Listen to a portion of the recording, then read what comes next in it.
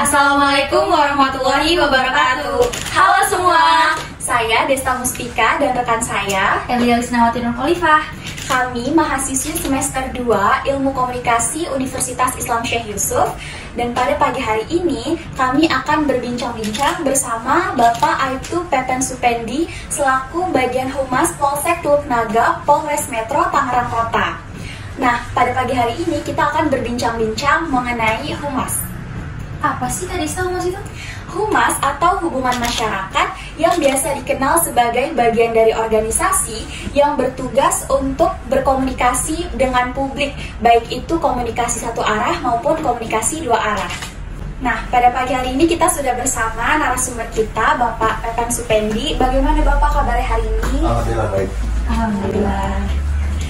Kesibukan apa saja yang sedang Bapak jalani saat ini sebagai seorang humas? Rutinitas saya sehari-hari yaitu mengirimkan berita. Baik berita yang ada di wilayah-wilayah di sini ada 2 kecamatan, 23 desa dan kelurahan. Perjalanan karir Bapak sebelum menjadi seorang humas di Polsek Teluk Naga ini apa ya Pak? Boleh diceritakan? Oh, kalau masalah karir humas ini, kalau di polisi ini kan, di kepolisian ini tidak selalu selamanya di humas.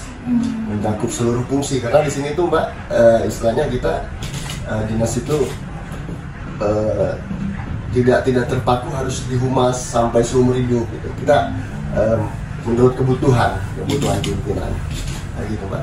Ya, kalau perjalanan karir Bapak nih sebelum menjadi humas itu Bapak? Iya, saya sebelum di humas dulu saya pernah di dinas saya sebenarnya mutasian dari Polda Bengkulu Mbak.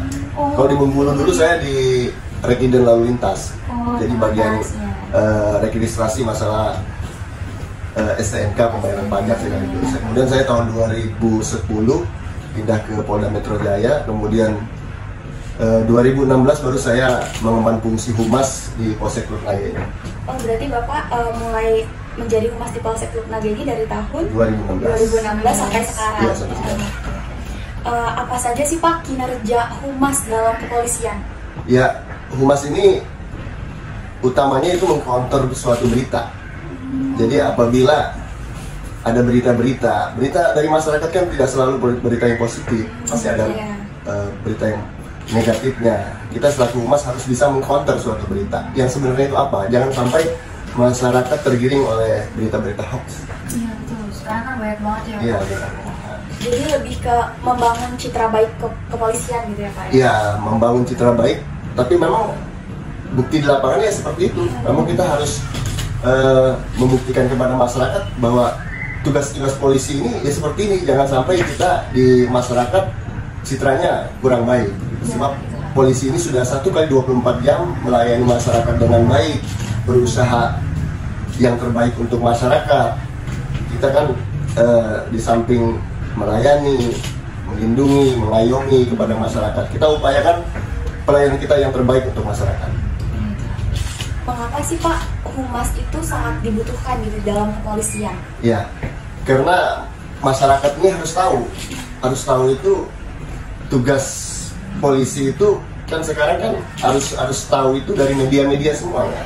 Ya, kita tidak bisa menjelaskan mungkin di era dulu yang sebelum ada media, mungkin keliling menjelaskan kepada masyarakat. Kalau sekarang kan udah eranya era digital ya. Jadi penyebaran informasinya bisa lebih mudah gitu ya. Benar banget, apalagi dari era digitalisasi itu lebih mudah menyebarkan berita ke masyarakat kan. Itu pengaruh nggak sih Pak pada kinerja seorang humas di era digitalisasi ini? Ya, jadi contoh suatu pengungkapan kasus, kita setiap keberhasilan itu selalu dimuat di dalam suatu media. Kami juga bukannya humas sendiri, kami juga mempunyai di sini punya rekan-rekan media kami. Jadi kalau di media-media ini selalu kerjasama dengan kami untuk meluruskan atau membuat suatu berita yang narasinya itu lebih baik, gitu Mbak. Seperti apa nih Pak penyebaran informasi yang dilakukan humas untuk membangun citra baik kepolisian? Saya di sini mempunyai Instagram. Oh, Iya. Boleh di spill Bapak Kemudian, Instagramnya apa? Instagramnya Humas Polsek Teluk Naga. Humas Polsek Kemudian, Teluk Naga. ya, kemudian Facebook. Oh, Facebook. Iya. Terus Twitter juga. Twitter itu harus Iya. banget. Terus kemudian di YouTube-nya juga. Oke. Itu semua memuat nama Polsek Teluk Naga. Kami setiap hari memberitakan sebagai kegiatan kami di Polsek Teluk Naga ini selalu kami beritakan setiap hari. Oh, update gitu ya, Pak, Iya, ya? update selalu update. Itu di penyebaran informasi itu siapa saja nih Pak yang terlibat dalam penyebaran informasi melalui media digital tadi? Iya. Yang kami sebarkan berita, kami kan di sini ada 5 fungsi dalam kepolisian itu, yaitu fungsi lalu lintas, fungsi sabara, fungsi reskrim, fungsi intel, dan fungsi bimas. Jadi kegiatan di masyarakat, contohnya bimas, Babin Kamtibmas, dia selalu sambang ke masyarakat. Ya. Kami mempublikasikannya ya lewat media saya ini supaya tahu bahwa misalnya di suatu desa ada kegiatan polisi sambang kepada warganya, atau di desa itu ada suatu kerja bakti, itu kan yang tahu kan di situ ada Babin Kamtibmas. Kemudian kalau lalu lintas, tiap hari mereka itu mengurai lalu lintas di jalan untuk mencegah terjadinya kemacetan, karena pagi itu di sini itu keberangkatan para karyawan. Karyawan di sini kan jumlahnya mungkin ribuan. Jadi apabila tidak diatur, ini kendaraan kan volumenya tinggi, ya pasti akan terjadi kemacetan. Kemudian sore hari juga kayak gitu. Sore hari kepulangan, kebalikannya, sore hari itu kepulangan para karyawan. Nah, sedangkan fungsi sabara itu melakukan patroli di daerah rawan Kamtibmas yang bisa menimbulkan suatu permasalahan Kamtibmas. Mereka itu 1x24 jam selalu patroli. Namanya kalau malam patroli biru, ya itu ada pos-posnya yang disebut dengan pos pantau. Di sini ada 2 pos pantau di wilayah Teluk Naga dan wilayah Teluk. Tujuannya kita menciptakan suatu kondisi Kamtibmas supaya aman dan kondusif. Dan kemudian apabila ada permasalahan misalnya di masyarakat, mereka cepat melapor dan di situ ada kami. Nah, makanya kami memuat suatu berita atau memviralkannya ya lewat media itu. Ya, mudah-mudahan masyarakat bisa melihat, bisa menonton, dan bisa melihat nah kebenarannya seperti itu. Jangan sampai ketika kejadian suatu peristiwa di masyarakat, ketika kita tidak ada, mereka memberitakan yang ibaratnya kehadiran polisi tidak ada, padahal kami ada di situ. Ya, Pak, citranya itu malah banyak. Ya, karena masyarakat kadang-kadang kan tidak tahu nomor-nomor pengaduan. Ya, sedangkan di setiap desa kan ada satu Babin Kamtibmas. Oh, oke. Gitu. Jadi mudah untuk melapor suatu permasalahan. Ya. Yang penting dia punya kontaknya aja Iya, pada sih. Babin Kamtibmas. Di desa manapun, di pelosok manapun sebenarnya gampang untuk melaporkan suatu peristiwa itu. Kan mereka sudah dihadirkan seorang Babin Kamtibmas di desa masing-masing. Ya. Nah, selama ini nih Pak, apa saja suka duka menjadi seorang humas gitu? Selama Bapak menjadi humas yang menyebar informasi. Ya. Ya, kalau suka duka ini kan relatif ya. Relatif ya, pasti. Kalau sukanya saya belum tentu kata Mbak itu suka. Iya, Kalau betul. dukanya saya belum tentu Mbak Iya. dukanya. Jadi relatif Mbak. Kalau sukanya itu setiap tugas yang dibebankan kepada kita, kalau kita ikhlas, kalau kita ibaratnya mau kerja, itu semuanya itu pasti suka. Tapi ketika kita merasa berat, males, nah mungkin itulah yang dibilang duka. Iya. Ya seperti itu. Jadi laksanakan tugas dengan ikhlas saja, pasti banyak kesukanya. Iya, betul. Ikhlas tidak pasti mau seberat apapun enteng ya Pak. Ya, Jadi, benar ya, benar Pak. itu Seperti ikhlas itulah ya. ya. Nah, Jadi sukanya itu benar-benar ikhlas ya, dan bisa membantu masyarakat Iya. juga mengetahui informasi-informasi gitu. ya semoga menjadi ladang ibadah aja. Ya seperti itu aja. Jadi jangan terlalu dibilang duka gitu ya. Iya. Kalau duka nanti kita yang gerundel segala ini ya akhirnya ladang ibadah hilang. Benar-benar. Jadi udah diikhlaskan aja, dikerjakan aja. Semoga menjadi ladang ibadah kayak gitu aja. Nah, untuk itu tips menjadi seorang humas yang handal. Ya. Kalau tips ini pertama ya harus mengerti masalah medianya dulu nih, karena sekarang udah ini ya, jangan sampai kita jangan kita gagal teknologi atau gaptek sekarang masalah ini ya, masalah handphone ini media ya. Lagi sekarang kan udah point of zero ya Pak ya. Kalau seandainya kita nggak ngerti masalah penggunaan handphone atau di komputerisasi, memang kita banyak hambatannya.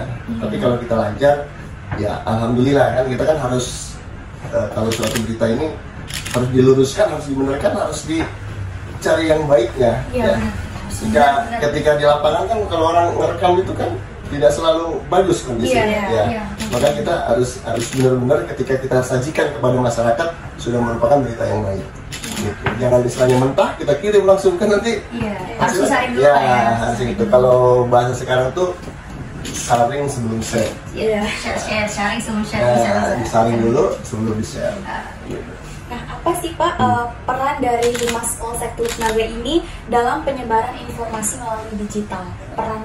Perannya itu ya mengkantor berita itu Pak. Jadi ketika kita ada berita misalnya tawuran di sana di sini, ya kita harus bisa mengkantor bahwa kita setiap jam ini itu udah ada patroli.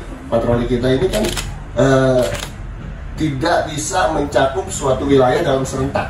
Dalam arti kayak gini, ketika kita 2 kecamatan ini patroli di wilayah Teluk Naga, ketika itu terjadi tawurannya di Kosambi, kan kita kan tidak bisa menyebar secara luas. Tapi apabila kita dihubungin, kita cepat. Dalam tempo hitungan menit, kita mungkin udah sampai di lokasi. Yang penting itu masyarakat tahu nomor pengaduan kepada polisi. Kita ya harus menjalin hubungan kepada masyarakat. Seperti itu.